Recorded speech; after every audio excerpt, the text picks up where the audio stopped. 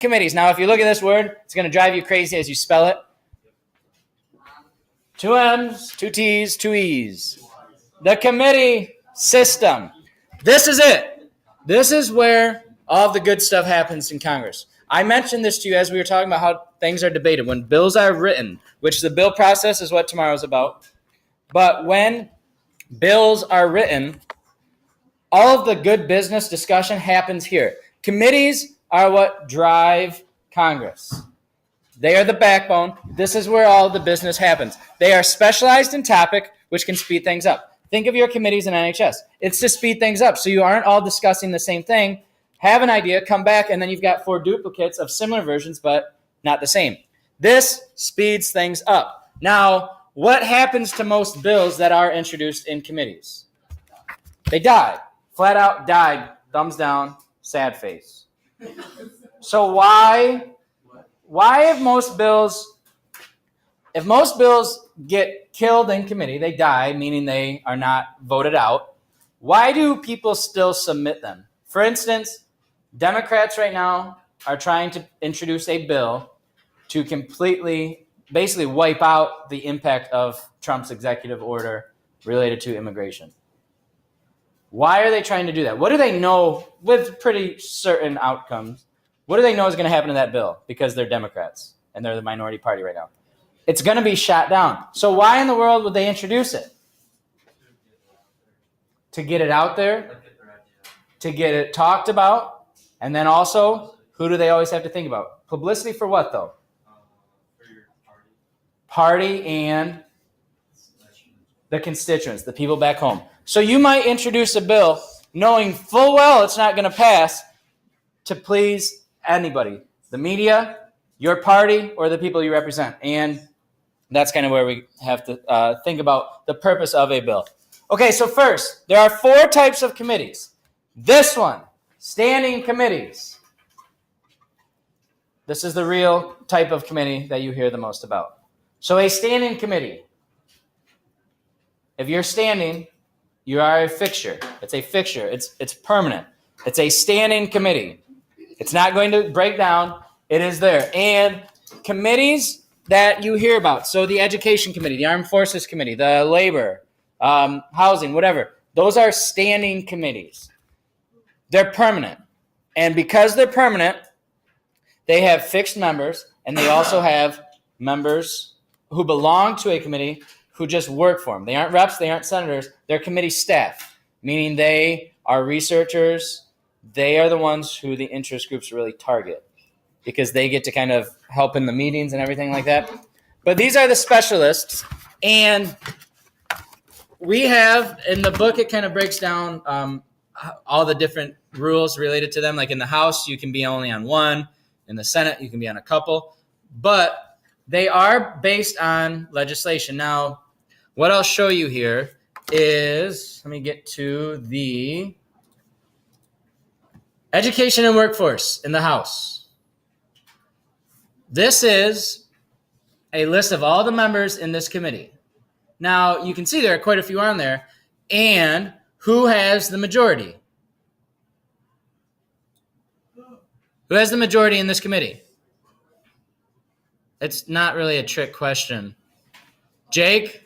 Republicans. They get to have the majority in all of the committees. And they also have the chair. Now, what does a chair do? They run the committee meetings. So they get to really kind of dictate how bills are talked about, which is an advantage for why, beyond just voting numbers of a committee, they get to really influence what they have. And then the Democrats also have a ranking member. They're the ones who are like, the minority leader on the big floor. Right here, they're the ranking member within the committee. So this is the initial big committee. This is a standing committee, which means it is what? If it's standing, that means it's what? Permanent. It's always there. It will not go away. They're not going to close it. It will always be there. Jake? What are the Northern Mariana Islands? Where are they? Yeah, like what are they? They're islands in the South Pacific. They so all of our territories like Guam, they have people that are able to go to the House. They just don't actually vote They have a voice, but they don't have a say in the actual voting. But then the subcommittees, just really quickly, looking at the subcommittees, these are even more specialized.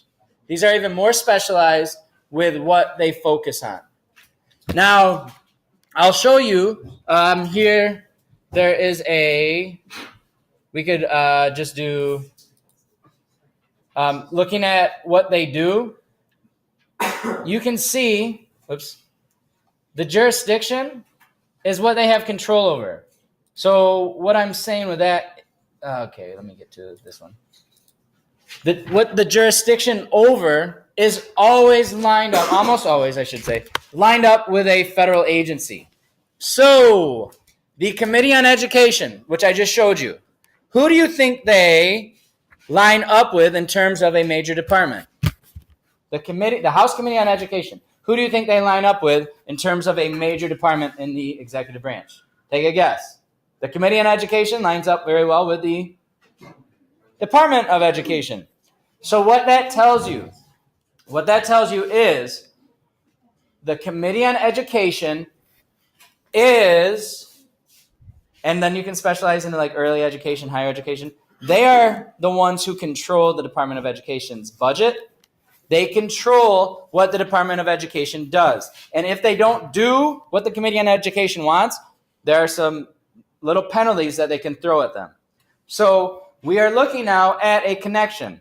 The subcommittee, or committee, I guess we could just keep it at that, but a committee, the Committee on Education, is directly lined up with the Department of Education. Think about the Department of Defense. What committee do you think they're going to be lined up with? A committee that's related to defense. The Armed Forces Committee. They are directly lined up with the Department of Defense. And that is how they work. So they're always kind of connected, where they rely on that committee to tell them what they can and can't do and give them a budget if they need it. All right, the last three types, B, C, and D. Select, joint, and conference. So a select committee is a little different than a standing committee because it is temporary. It's a special committee. So that means they create it for a specific purpose, and then when they're done, it's over. So there are some current select committees, special committees that have been set up, like aging. Why do they care about aging? Well, it's not going to be a standing committee because it's not permanent, but they look at research. That's kind of their whole focus, is they focus on research. So there's a select committee on aging, and their whole goal to figure out how we're going to deal with the increasing elderly population. But they don't start bills. Bills aren't really discussed there. This is more of research. One that was just closed recently was the Select Committee on Climate Change. And I don't mean recently like transition to Trump. I mean like within the last 5 years. They closed the Select Committee on Climate Change because they had all of the research and data that they needed. So it is a temporary one. If you're going to introduce a bill, what committee does it have to be introduced in? What type of committee? Standing. Perfect. This is the discussion, the research, the data, the stats, whatever, on a specific topic that members of Congress are concerned about. Okay, joint committee is next. Well, guess what? It's just between the two. It's a joint committee. They share it. So if you belong to the House Committee on Education, guess what you are? You are a member of the House. If you belong to the Senate Committee on Education, you are a member of the Senate. It's specific to your chamber. There are certain joint committees where you don't have to belong to the House or the Senate. It's just you can belong to either one, and they allow either one. So sometimes these select committees can be joint, but most common, it's the last one. A conference committee is a specific type of joint committee where they don't agree on a bill. So tomorrow when we look at the process for a bill to get passed, okay, it starts in a what committee, Jake? Standing committee. They vote it out. So where's it going to go if a committee votes it out? Let's say it's the Senate Committee on Education. They vote it out, say it's a good thing. Where's it going to go? Has to go to what? The whole floor. The whole Senate has to vote on it. And if the Senate votes on it, where's it going to go next? The House. But let's say the House is debating it and they change up a few things. Can you send two different versions to the president? No. So what happens when the House, and then if they change it again, it goes back and then back and then back and then back. So once you get tired of that, what they do is this.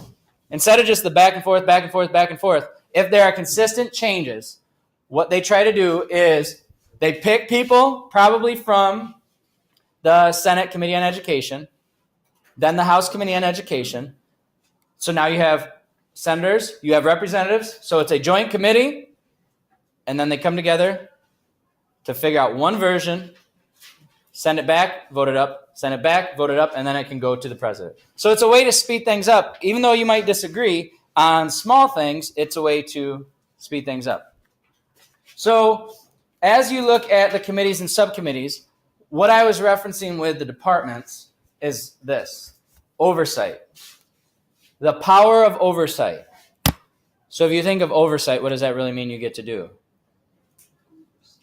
You get to what, Sam? Oversee things. So those committees, specifically the subcommittees, they get to oversee things. They vote on bills, they discuss bills, they start everything, but then they also get to oversee stuff. So if we are talking about committees, subcommittees, almost always when we're talking about bills, it has to be related to a standing committee. And if you have a standing committee, they have jurisdiction over other branches of government. So that would look like the Armed Forces Committee. What do they have jurisdiction over? The Department of Defense, whatever. They get to control the budget, tell them what legislation to go do, and then it's kind of, on their own. So how about this? The Committee on Forestation. Not deforestation, forestation. So they have a bill that talks about how many trees need to be planted and how much pollution, whatever. What are they going to do with it? Are members of that committee going to go enforce it? No. Who's in charge of enforcing bills in our government? What branch? The executive. So pick a government agency that you think would get that type of a bill. What? The EPA. So they give it to the EPA and say, hey, we're going to watch you, but take this bill, go make sure that it's followed. So then the EPA just takes off with it. And if they're a good agency, they kind of get to do whatever they want. But there's always that oversight where they can control the budget and tell the EPA if they're not doing what they want to do. So this is, again, we're not quite to the bureaucracy yet, but that oversight, that is a big role in how government actually operates with that branch of government there. Okay, the committees. What do you want to do if you are from, let's say, Annapolis, Maryland? What is a big industry in Annapolis, Maryland?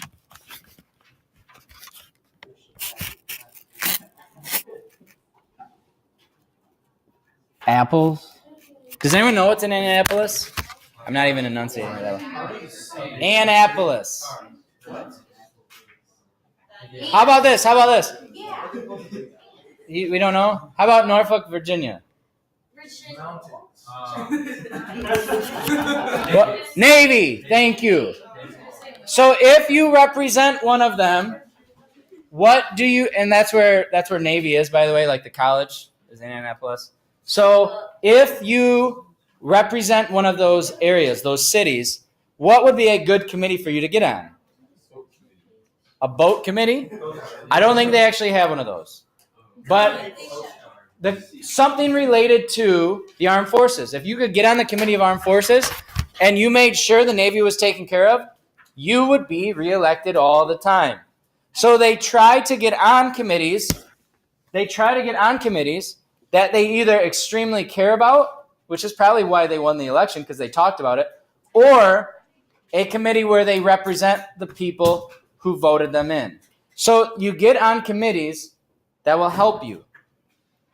And in order to do that, you've got to kind of play a game because going back to Democrats and Republicans, who decides what committees you are a part of? Do you get to just sign up? If there's space available, do you get to just sign up? No, you get placed on them by the steering committee or the committee on committees, either one. But if you upset those people, you're going to get stuck on like the, I don't know. You're gonna be that mermaid they put on pirate ship. Where are these analogies coming from today? They are absolutely horrid. So you would get on the worst committee imaginable. That'd be it. You'd be done. So the next time you'd be up for re-election, it'd be pretty hard to, you might still get reelected, but it would be hard to tell your constituents, girls, stop. It'd be hard to tell your constituents that you actually did something for them. Now, when we get on a committee, you have to be organized there as well. Like we had the majority and minority leader, right? On the floor. It's the same thing in committee. Does anyone remember what we called that? I showed you the education and workforce. What is the name of the minority party leader within a committee? It's not minority leader or chair. It's called the ranking member. They're the ones who are ahead of the minority party. Okay, so the seniority system, the chairs, this is a bad thing. The seniority system. If you want to control a committee, that means you're the chair or the vice chair. For a very, very long time, and it's starting to shift, for a very, very long time, for you to be the chair, which is the one who gets to kind of control the discussion within the committee, subcommittees too, it was picked by the seniority system.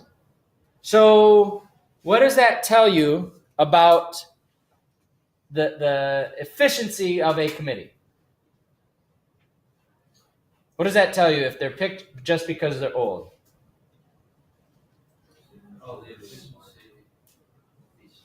It'll be slow because they're old?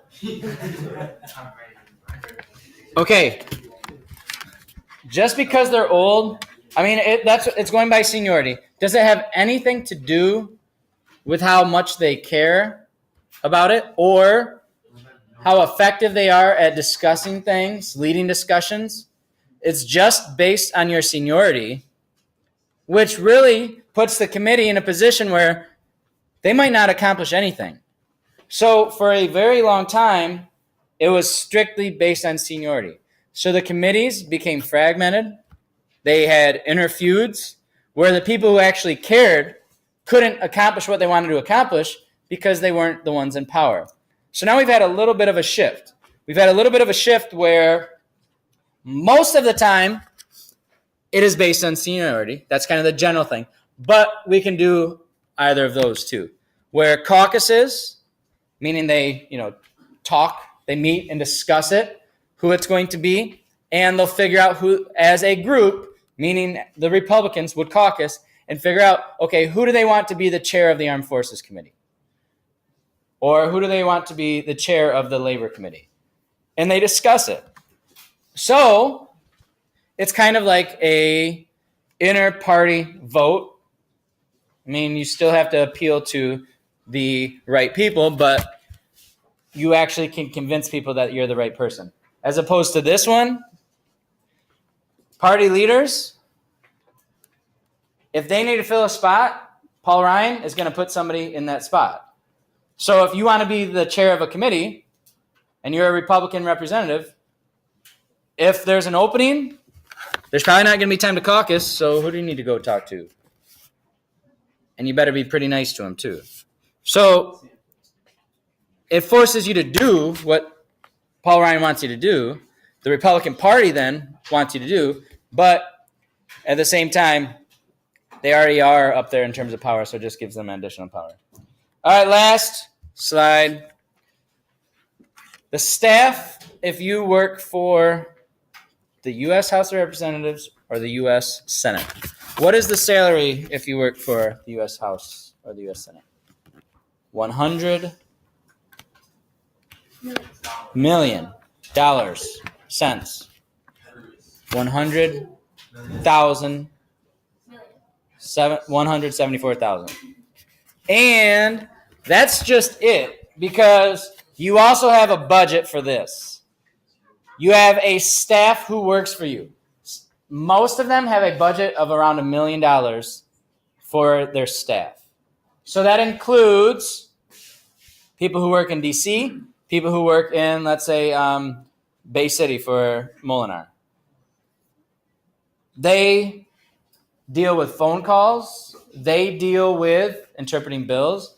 They deal with emails. And that's kind of their job. They get $1 million, around $1 million. So if you call and complain to your representative, somebody answers the phone and will say, oh, yeah, we understand your concerns. Okay, yep, thank you for your feedback. Hang up, next. Okay, yep, thank you. We understand your concerns. Yep, I'll be sure to get that to the representative. Hang up, next. So that's kind of what they do, is they are the buffer between the constituents and the representative. So they act as kind of the middleman. The committee staff, talked about that. Who targets, I got it up there, sorry. The lobbyists target the committees, because what happens in committees? Not topics, don't use that. Nope. What is discussed in committees? They don't just sit around and talk about things. They're talking about something specific. Bills. If you want a bill to pass, and where it's they're going to tear it up. They're going to mark it up. They're going to write all over it. They're going to change it. They're going to edit it. And if you want it to get voted out so it can go to the House or the Senate, you better talk to the people who are there, which is right here. They're the ones who kind of orchestrate what is happening within the committee. And then last one, those three agencies which are at the disposal of members of Congress. What do they mean? What is the CRS?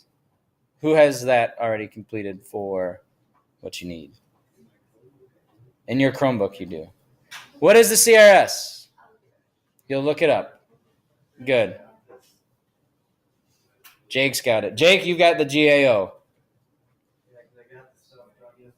Good. Chase, CBO.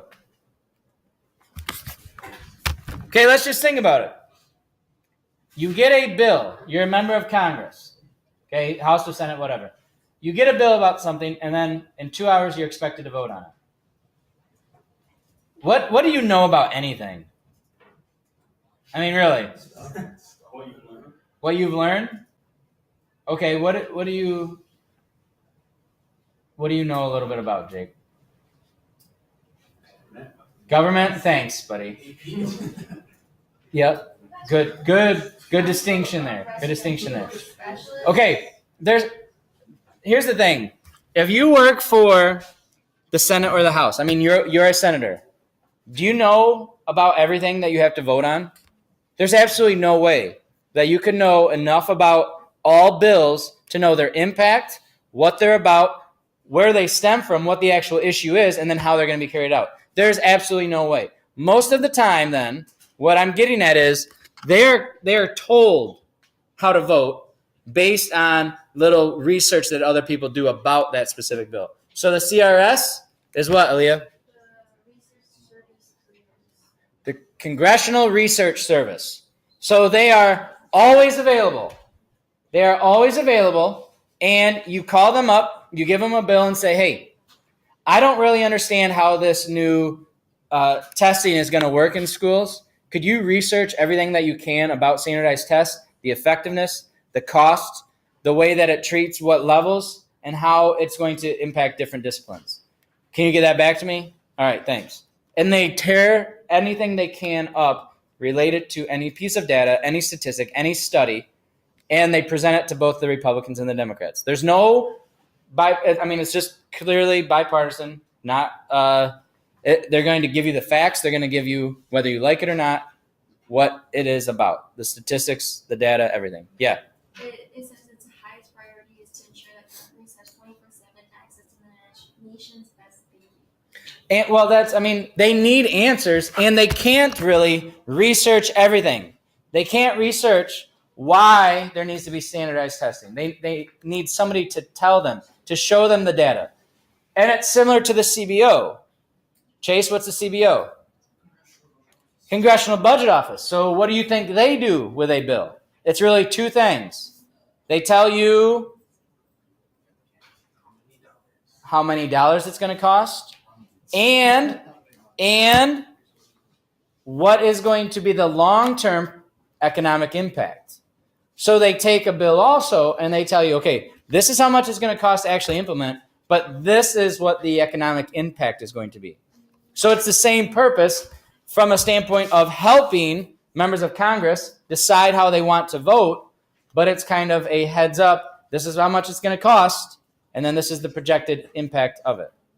So that one really is more about like revenue and expenses than anything else. But that's the last one that doesn't have as much of an immediate impact. What is the GAO, Jake? The General Accounting Office, which reviews spending activities of government agencies and advises to the activities. Okay, that is actually a little different than, well, it's accountability. It was accounting, and it's just a change. If you were to say accounting as opposed to accountability, for me, they're the same. But what they do is they make sure that the accounting is proper with the executive branch. So what does that mean then? What is the EPA expected to do? I gave you that bill, and they're supposed to go enforce it. So the accountability office, the auditing office, they take a look at that bill, they take a look at the EPA, and they give them an audit. Meaning, are you spending the money how you're saying you're spending the money? So it's a way that the government, our government, is taking our money, our tax dollars, and it's an effort, and it's not always effective, but it's an effort to make sure that they're spending the money how they are saying they're spending the money. Now, the hardest part about that is, who do they work for? The government. I mean, they work for members of Congress. Now, again, they're supposed to be bipartisan, and they are. However, their job is accountability, and telling government agencies when they're not doing what they're supposed to do. All right. Girls, you seem to have a lot of questions before we're going on. Are you good? Yes, Damien? I just figured it out.